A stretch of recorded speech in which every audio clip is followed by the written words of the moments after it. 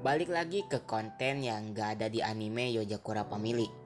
Gua awalnya pengen ngebahas episode 2 aja, tapi karena poin yang ingin gua bahasnya dikit, jadi gua gabungin aja sama episode 3, biar durasi videonya lebih dari 3 menit. Buat yang belum nonton pembahasan episode satunya, bisa nonton dulu video gua sebelumnya. Jikalau udah, kalian bisa simak video ini sampai selesai.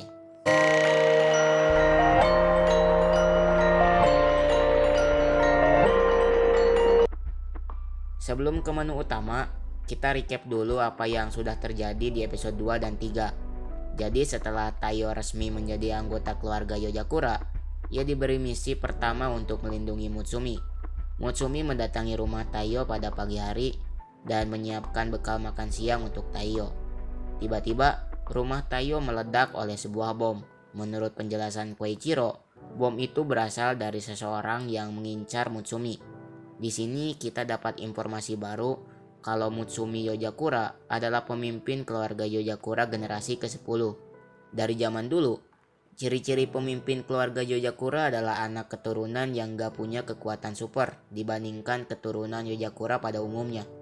Namun karena keturunan seperti Mutsumi di keluarga Yojakura selalu bisa melahirkan keturunan yang kuat, maka Mutsumi adalah kepala keluarga yang sah untuk menjadi pemimpin keluarga Yojakura. Alasan itu, saudara-saudaranya yang dianugerahi kekuatan harus melindungi Mutsumi karena ia harus punya pengetahuan lebih tentang dunia luar dan bertemu dengan seseorang yang bisa membantunya memiliki keturunan untuk melanjutkan legasi di masa yang akan datang. Penulisan konsep cerita yang menarik. Balik ke seseorang yang mengincar Mutsumi, dia ini seseorang cowok yang bernama Tamaya yang hobi banget nge-tweet. Namun kemampuannya dalam merakit bom bahkan diakui oleh Koichiro. Menurut tweetnya, ia sudah menyiapkan 3 bom untuk membinasakan Mutsumi. Taiyo diberi tugas melindungi Mutsumi karena Koichiro punya kerjaan lain. Sesampainya di sekolah, Taiyo jadi seseorang yang siaga. Namun karena trauma tentang insiden kecelakaan keluarganya kumat bikin Taiyo pingsan. Karena ruangan UKS-nya ditutup, Taiyo berbaring ditemani oleh Mutsumi di ruangan pribadi Hirokawa Sensei, aka Koichiro Yojakura. Di saat berbaring, Taiyo melihat bom itu di langit-langit ruangan itu dan segera melindungi Mutsumi di balik sofa. Sekarang, bom buatan Tamaya sudah meledak yang kedua kalinya. Taiyo tinggal mencari 1 bom lagi. Ternyata, bom itu ada di bajunya Taiyo karena hari ini ada pelajaran olahraga yang membuatnya harus mengganti pakaiannya. Taiyo berlari menjauhi Mutsumi sebelum bom itu meledak dan 1 detik sebelum bom itu meledak, Koichiro datang menyelamatkan Taiyo tepat waktu.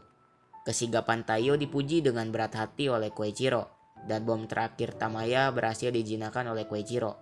Saudara-saudaranya Mutsumi yang lain pun mendatangi ruangan Hirokawa Sensei sambil membawa Tamaya. Koichiro melemparkan Tamaya dan bomnya, membuat mereka seperti melihat sebuah pertunjukan kembang api. Episode 2 selesai sampai sini. Untuk cerita episode 3 melanjutkan cerita episode sebelumnya. Jadi karena rumah Taiyo rusak oleh bomnya Tamaya, membuat ia harus pindah dan tinggal di kediaman Yojakura. Sesampainya di sana, Taiyo meminta Futaba untuk melatihnya agar bisa semakin kuat dan berguna untuk melindungi Mutsumi. Namun, Futaba menyuruhnya untuk tidak terlalu tergesa-gesa. Sekarang, Futaba menyuruhnya untuk segera beradaptasi di rumah Yojakura yang penuh akan jebakan. Alarm rumah ini akan jadi bom jika gak dimatikan 10 detik setelah berbunyi. Banyaknya laser implan merah di setiap sudut rumah, bahkan sebatas di dalam kulkas pun untuk mengambil makanan ada laser implan merah. Mau menyalakan televisi harus menembak remote-nya dari jarak 100 meter. Makanan yang ia makan ditambahkan sedikit racun agar punya kekebalan terhadap racun. Dan efek sampingnya bisa bikin diare. Mimpi buruknya, toilet di rumah Yojakura selalu dikunci dan kata sandinya selalu berubah secara random. Taiyo juga harus menggunakan t-shirt yang beratnya bertahap dari 30 kilo sampai 50 kilo. Ia harus bisa terbiasa dengan semua itu dalam sebulan. Selama 3 minggu, Taiyo tinggal di sana. Taiyo berkembang dan mulai terbiasa tinggal di sana. Namun, tubuh Taiyo tumbang karena luka-luka di sekujur tubuhnya yang ia terima dari jebakan-jebakan yang mengenainya. Walaupun dengan luka-lukanya, Taiyo berhasil beradaptasi dengan kediaman keluarga Yojakura sebelum sebulan. Ya walaupun Taiyo masih kesulitan membuka pintu toilet yang membutuhkan 1 bulan 3 minggu untuk bisa mengerti cara membuka toilet. Cincin keluarga Yojagakura yang dipakai Taiyo tiba-tiba mengeluarkan cahaya, yang itu berarti Taiyo sudah mulai diterima oleh kediaman Yojagakura. Seseorang yang bukan manusia super seperti keluarga Yojagakura bisa berkembang sangat pesat. Selain punya bakat, Taiyo Asano juga mendapatkan cinta dan sangat mencintai sang istri yang membuatnya berkembang sangat pesat. Episode 3 berakhir di sini.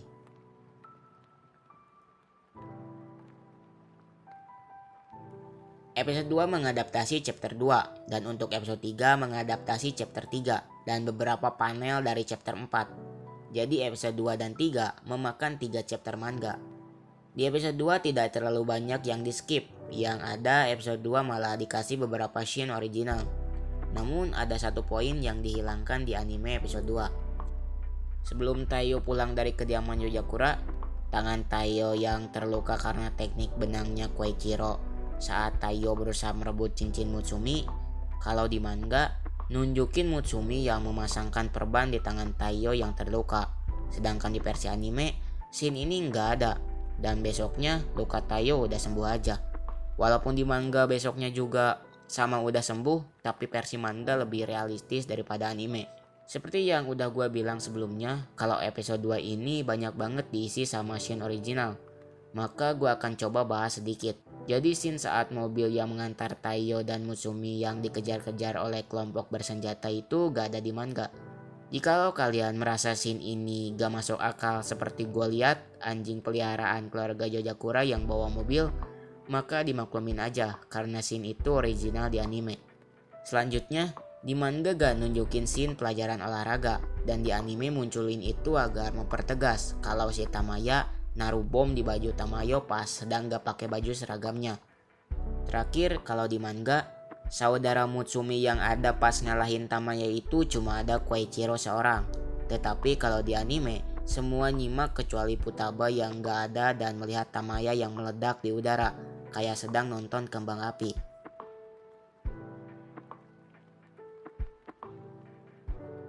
Di episode 3, ada 2 poin yang lebih tepatnya bukan di skip, tapi diubah dan penjelasan di anime yang kurang detail. Pertama, saat Taiyo mendatangi kamarnya Futaba untuk memintanya melatihnya menjadi kuat, kita melihat Futaba sedang merajut dan banyak banget baju-baju perempuan indah dan elegan di dalam kamar itu. Gua yakin itu bikinannya Futaba. Sedangkan di manga, saat Taiyo menemui Futaba, ia melihat Futaba sedang muter-muterin barbel, kayak bocah lagi muter-muterin ranting pohon. Jadi versi anime kayaknya nunjukin sifat femininnya Futaba biar disukai penonton dan lebih realistis saja.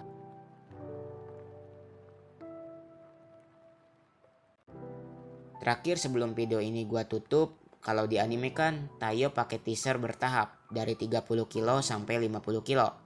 Nah, kalau di manga, Taiyo langsung pakai teaser 50 kilo dan gak ditunjukin pakai teaser 30 kilo.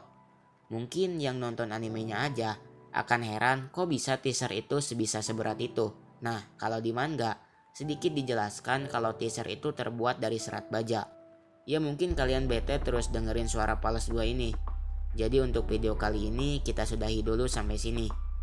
Maaf kalau suara gue gak enak untuk didengar dan mungkin ada perkataan gue yang salah dan kurang untuk dimengerti. Jadi kalau ada kritik dan saran jangan lupa untuk komentar. Terima kasih yang udah nonton sampai sini dan sampai jumpa di video yang akan datang. Tunggu pembahasan episode 4-nya.